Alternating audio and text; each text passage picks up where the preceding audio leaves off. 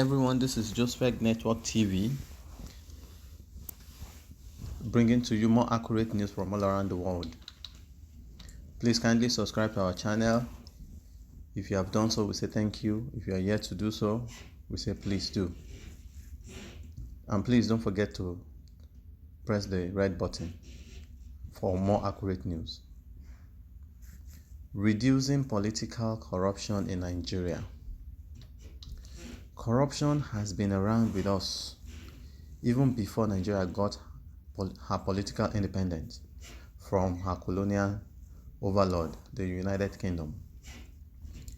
In 1956, the then flamboyant and charismatic Ibadan politician Adegoke Adelabu Penkelemes fame was facing a trial by the Commission of Inquiry for alleged misappropriation of public funds.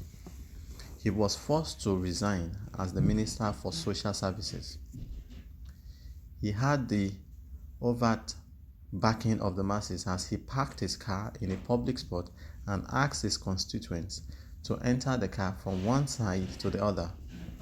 After they had done the ritual, he then asked a question: "How many of you have entered Obafemi Awolowo's car?" He was found guilty and replaced with Chief J.M. Johnson.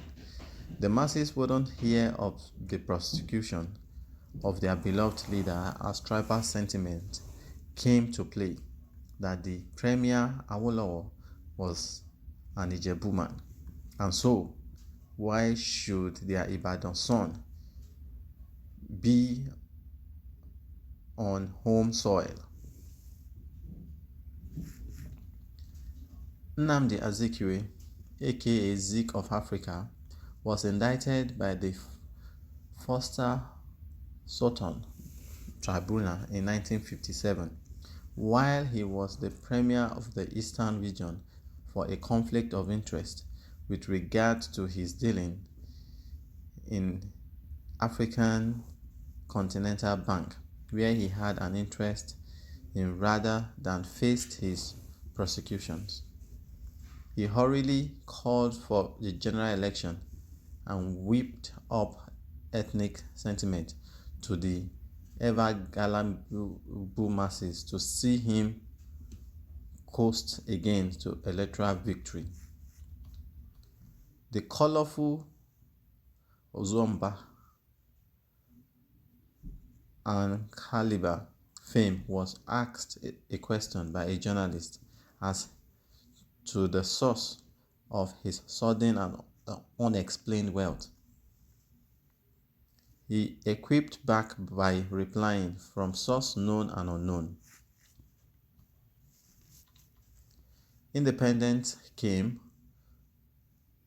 with the First Republic. Most politicians were called 10%ers because of their fraudulent award of contracts. The coup came and soldiers were at the helm of affairs. They promised to clean Nigeria, but they ended up even being worse than the civilians they had overthrown. Successful administrations, both military and civilians, became an endless vicious cycle of corruption. Nigerians were happy when democracy returned to the country in 1999. The holy poly had been made to believe that their problem would be over, as the pro-democracy activists had promised them that they would receive the dividends and goodies of democracy.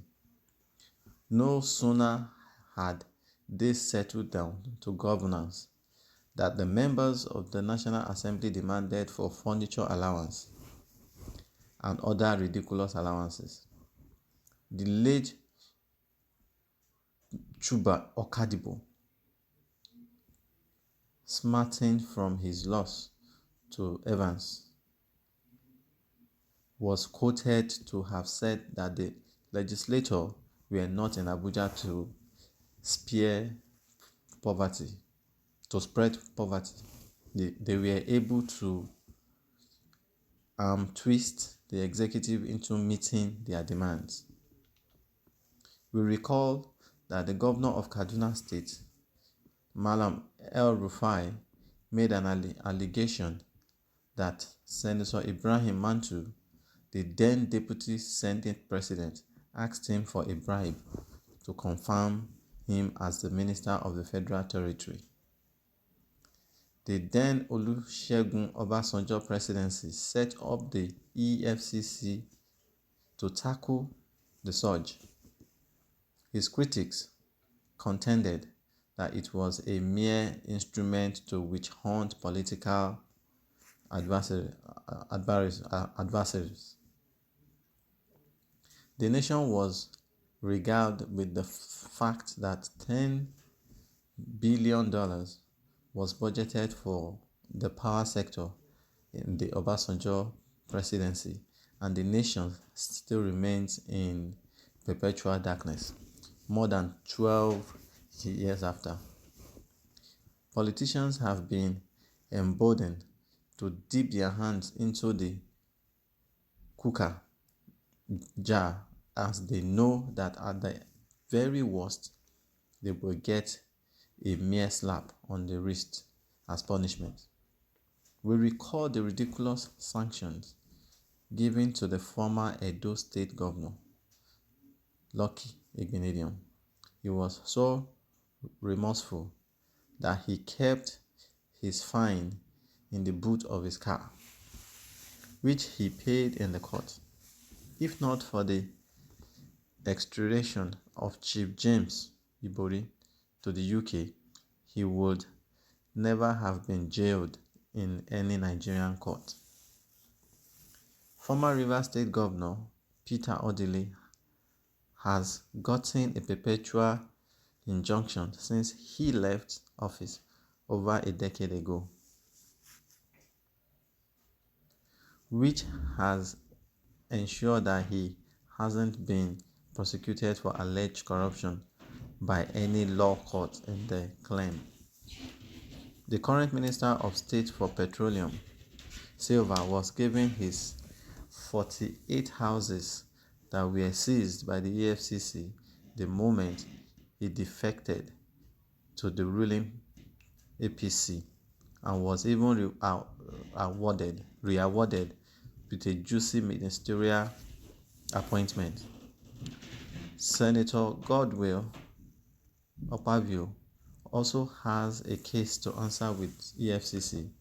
The irony is that his former prosecutor, Festus Keyamo, and himself are members of the Federal Executive Council. In fact, Opabio was his boss in the Niger Delta Ministry before his redeployment to the Ministry of Labor. Corruption has made millions of Nigerians flee the country on economic asylum.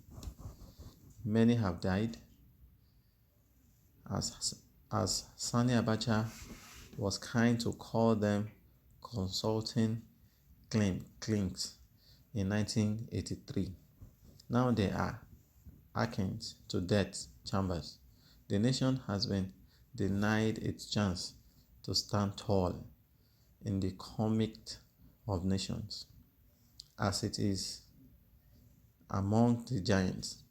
She has the potential to be the first African superpower, but the corruption surge has belighted this. There is the urgent need to tackle this malaise, as it is the root cause of nations' crisis. Public office should be made less attractive, as it is the case in the developed world. It wouldn't be a meal ticket for the less successful to take care of their bellies. The legislature should be on a part-time basis, like how it was in the First Republic. The legislation should not be the dumping ground for idle minds, and legislators should still retain their day jobs or businesses while making laws for the nation. I agree with Senator Rochas Okorocha and Governor Kayode Fayemi, who called for a massive reduction of the numbers of legislators. In my view, the Senate should be scrapped like it was done in Senegal. The House of Representatives should also be reduced with sitting allowance being paid as opposed to its current practice of being a full-time legislative house. The security vote of governors should be abolished as its current practice of it being hidden from public view is a huge breeder of corruption. There should be long jail time and there should be long jail time and seize properties built with proceeds of corruption, and there should be the practice of public naming and shaming. The number of political appointees should be drastically reduced to the bare minimum. There will always be opportunities for honest leaders to still make a decent living after leaving office. Tony Blair started making his money from speeches after he retired from politics after 24 years. The same applied to Bill Clinton, who left the US presidency in debt in 2001, with his fortune coming from speeches and the books he writes. There must be a national orientation that politics should be an instrument of service and not a last option when all legitimate money-making options are falling or failing flat. There should also be to ensure that more powers deployed to the states with a weakened center, as was the case in the First Republic. This way, there will be less emphasis on what happened in Abuja, as politicians will no longer run there at the slightest whim with cap in hand. Nigeria can only be great if political corruption is reduced to the base minimum. The time to start building a corrupt-free society is now. I agree totally with this particular news, but they will not do it. They will not do it because all these politicians are so corrupt that they don't even think the way we think anymore. They think they can get away with anything because they have been getting away with it. So they will never think the way we are thinking right now. They will never agree with this particular news. They will never agree with it. But corruption has been with us even from our last era, Zeke's era, up to this very day. And that is what has killed Nigerian politics, has killed Nigerian infrastructures, have killed Nigeria to become great among nations. So it is time we really start doing something about it if we really want to leave anything for our children's children. Because it is a shame. It is a shame, seriously, on Nigerians or on Nigerian part right now that since independence,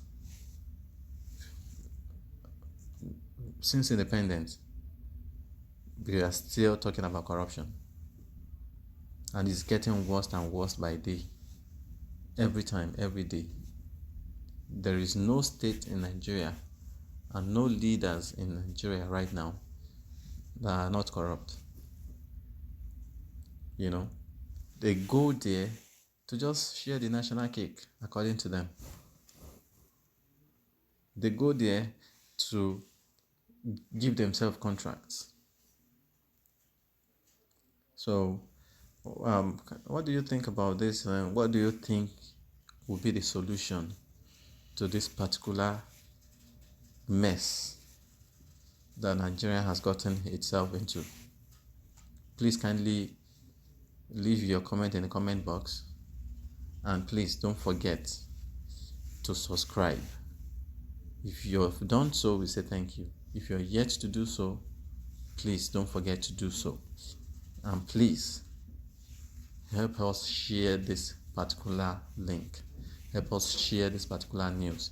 Help us share this particular JustFeg link, so that more people will be aware that we are using what we have to fight all these bad leaders in Nigeria. And together, we will definitely achieve our aim. Bye.